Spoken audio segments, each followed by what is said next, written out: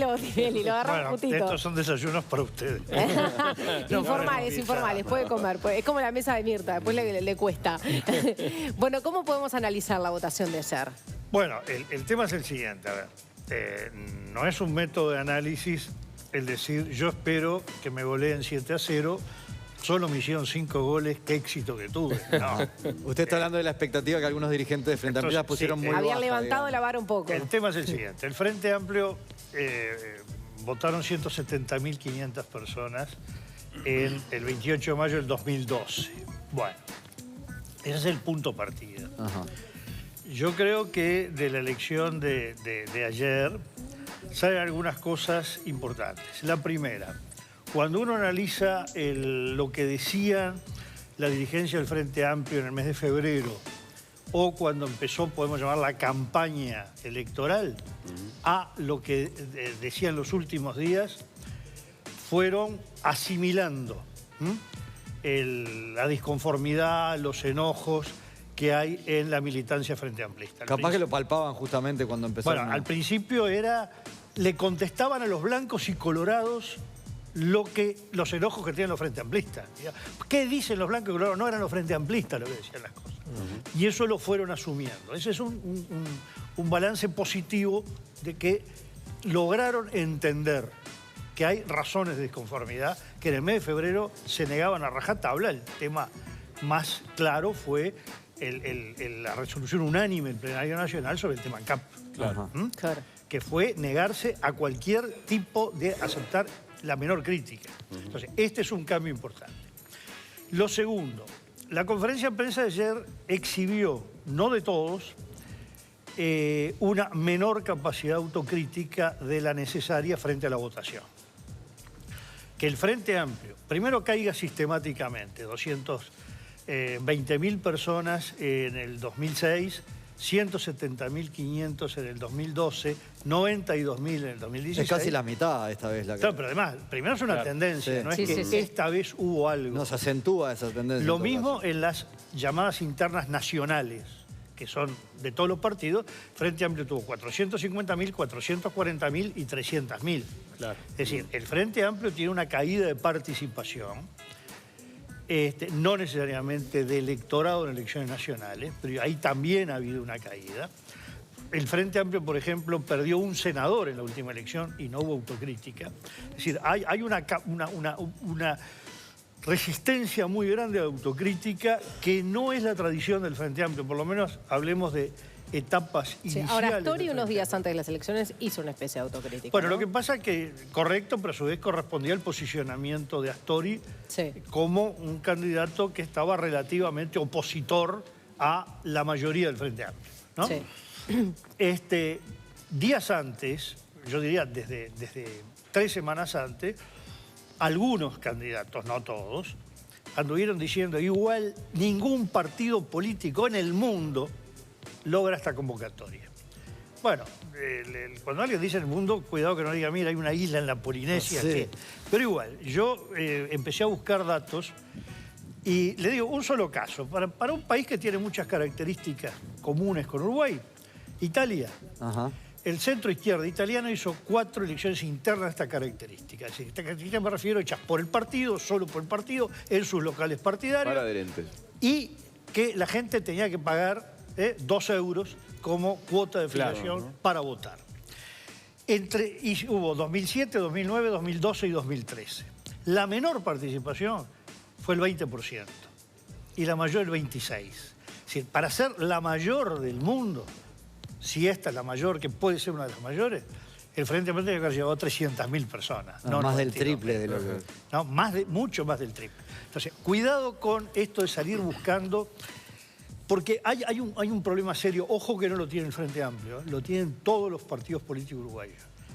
Hablarle a la barra brava de cada partido. Claro, el que ya está cautivo y... Sí, no, el que está cautivo va, salta, grita, somos los mejores y nunca tenemos defecto. Eso es una característica de las dirigencias, y no solo de Uruguay, es bastante común. Pero eso inhibe la autocrítica, pero además inhibe el diálogo con el propio simpatizante que está desconforme. Ahora, Botinelli, el Frente Amplista que está desencantado porque ahora empezó a pegar un contexto económico más adverso, o está desencantado porque empezó a asimilar que el Frente tuvo errores en el gobierno? O el propio desgaste también de los ejercicios. Atendamos esto. El Frente Amplio obtuvo el 50,5% del electorado en el año 2004. Desde entonces ya hubo 2 ciclos electorales donde el Frente Amplio tiene una ventaja que le llamamos el recambio biológico, para decirlo muy groseramente. Todavía se siguen muriendo mucho más votantes blancos y colorados que votantes Frente Amplista. Y los jóvenes tienen una mayor reproducción en el Frente Amplio que los partidos tradicionales. Eso debió haber llegado al Frente al 54% en el 2014, sacó el 48%. Ahí hay una pérdida neta, 6 puntos. Perdió más votos de lo que parece, digamos, entre una elección y la otra. Es decir, cayó mucho más. Eso ya está implicando una desconformidad aún en la etapa del boom económico en Uruguay. Segundo lugar, hay conductas que se expresaron en el tema ANCAP como símbolo, pero que en menor grado se ha dado en alguna intendencia, se ha dado en algunos otros organismos, que a los Frente Amplistas los ha decepcionado. Sobre todo diciendo, bueno, es verdad que los blancos, digo lo que dicen Frente Amplista, que los blancos y colorados fueron peor. Pero esto fue parecido, y yo no voté a nada para que fuera un poquito menos, para que fuera todo distinto. Entonces, ahí hay un problema también. A veces también hay cosas que tienen que ver con la ética, la moral, el amiguismo, ese tipo de cosas, Sí, eso, ¿no? Y un poco el ver que se discute más cargos que discusiones ideológicas, ¿no? Que hay más preocupación. Había mucha ingenuidad, esto es normal en cualquier partido de gobierno, pero... Eso parece haber molestado mucho, el tema de los cargos. Javier Miranda el otro día lo entrevistaba en la radio en el final de la campaña y él reconocía la apatía que se habían encontrado con la militancia, el descontento, el desgaste, y una de las cosas que decía es, a la gente está cansada de ver que la pelea es por cargos. Bueno, yo le digo lo siguiente, hubo una reunión en el comité de base de la capital de un departamento que fueron alrededor de 100 personas. Cerca de 80 los funcionarios municipales, con intendencia Frente Amplista, ¿no? Entonces, al final termina siendo la burocracia pública lo mismo que la militancia. Y empezó a pasar además que se repitan nombres que, por ejemplo, uno dice, bueno, rotan de cargos en el Estado. Eso también le empezó a pasar al Frente Amplio, ¿no? Sí, entonces, eso por un lado. Y por otro, bueno, por supuesto, el que la situación económica ya no sea el viento a favor, sino el viento en contra, a la gente le desilusiona, pues bueno, es verdad, los resultados condicionan. Y el Frente le costó asumir un discurso de decir, señores, viene el momento de apretarse el cinturón, ¿no? Recién ahora empieza y tenuemente el discurso. Y además, claro, hay discrepancias muy fuertes con la forma de hacer el ajuste del cinturón. Eso es muy claro, pero eso se expresa además en la confrontación entre equipo económico y sectores del Frente, o el equipo económico y el PIT-CNT. ¿Y cuánto margen puede tener el nuevo presidente, el que salga electo, en ese relacionamiento entre la fuerza política y el gobierno?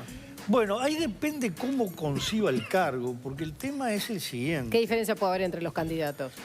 Bueno, el tema es, primero, ¿para qué es el presidente del Frente Amplio? Esto todavía no se definió. Porque es el que va a dirigir una estructura para hacer algo, pero no tiene que ver con el gobierno, o es la cabeza de la fuerza política que gobierna, que no sustituye al presidente de la República, pero de alguna manera tiene que estar permanentemente dialogando con él. Esta es una gran interrogante. Un papel puede decir, no, la función es preparar el Frente Amplio para mejorar su militancia, estudiar, ver el futuro, digamos, ¿no? Y esto implica debates internos, análisis. Bueno, puede ser. Ahora, lo que hay que ver si...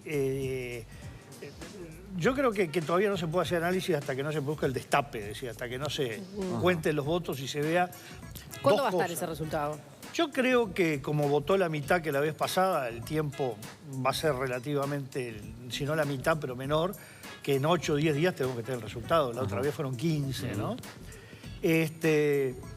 Pero cada uno de los candidatos tiene características muy diferentes. Entonces, Unos están en actividad política plena, Claro. con Pero- aspiraciones de candidaturas, otros ya están cerrando una carrera política, unos son hombres de mayor formación teórica, que pueden convocar más al debate teórico, otros son más de la praxis política, y esto va a caer. Pero el segundo resultado tiene que ver con cómo va a ser los votos de las listas, cómo va a ser la correlación.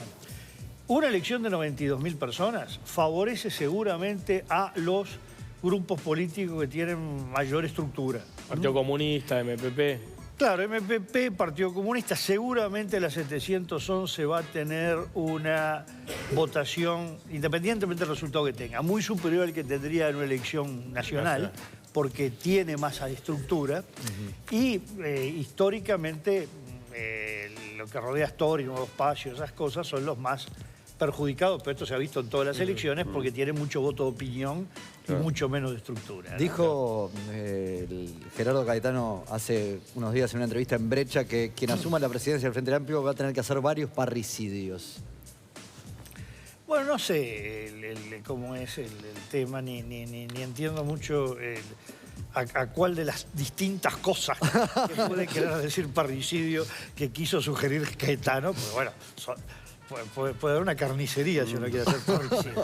No, pero hablando, digo, el tema yo creo que, a ver, lo que se ha planteado en la campaña electoral, una de las cosas me parece sustancial, que se ha evidenciado, bueno, la falta de debate que tiene el Frente Amplio. El Frente Amplio discute cosas coyunturales, pero hay discusiones ideológicas de fondo que no debate. Las dos grandes visiones que hay sobre cómo debería hacerse el ajuste corresponden a visiones muy de fondo. Y eso no se debate a la interna. Eso debió haberse debatido, pero no ahora porque hay crisis. Durante 10 años tenía que haberse debatido más a fondo, no haber tapado los debates. Y hay, bueno, algunos de los candidatos sin duda proponen con más firmeza los debates. El debate que tiene que ser teórico. ¿Te imaginas un frente con Miranda llevando más adelante ese debate y si el presidente es el Pacha Sánchez jugando un papel más político como ocurre hoy a nivel nacional? Yo pienso que por característica personal el que más podría llevar adelante los debates, porque es su característica, es Roberto Conde. Los otros los veo... Miranda no tengo claro, porque Miranda no ha tenido praxis de dirigencia sectorial, organizacional, de aparato. Claro. Él viene de otro ámbito, entonces no tengo claro cómo sería una presidencia de Miranda. De Sánchez sí, yo creo, es un político muy potente en la praxis política. Activo, que está en crecimiento. Sí, no, es muy dinámico y lo veo más, jugando más a los aspectos de organización y movilización, ¿no? Pero también hay que ver la correlación, porque una cosa es el presidente y otra cosa cómo resulte la estructura del plenario nacional y de la mesa política. Es decir, tenemos hoy un dato, que es que el Frente Amplio ratifica esta participación, lo que se viene dando en elecciones nacionales, lo que se viene dando en elecciones nacionales internas y lo que se vino dando en las elecciones internas del Frente, que hay una caída persistente de la participación. Bien. Segundo, lo que las encuestas están revelando, no importa si una da un poquito más o un poco menos, pero lo que es muy claro, que el Frente Amplio está muy lejos hoy en intención de voto de lo que tuvo en el octubre del 2014. También se está ratificando que el Frente Amplio tiene una fortaleza, que es que lo que pierde, lo que está disconforme, no está mirando para otro lado. No hay quien esté captando, ni en posibilidad de captar en forma masiva, disconformidad del Frente Amplio. Entonces el Frente Amplio, y por eso el error de estar hablando de los blancos y los colorados, tiene un diálogo con su propio ámbito de disconformidad. Y yo creo que este es el desafío central de las próximas autoridades. Cómo dialoga y llena las inquietudes de los que están desilusionados, disconformes o enojados. Y no solamente cómo se moviliza, que este es el desafío central que tienen las nuevas autoridades del Frente Amplio. Muy bien. Oscar Botinelli, muchísimas gracias. Muchas gracias. Gracias. Momento de hacer una tanda en Desayunos Informales. Al regreso, Calidad de Vida con Juan Carlos Polié.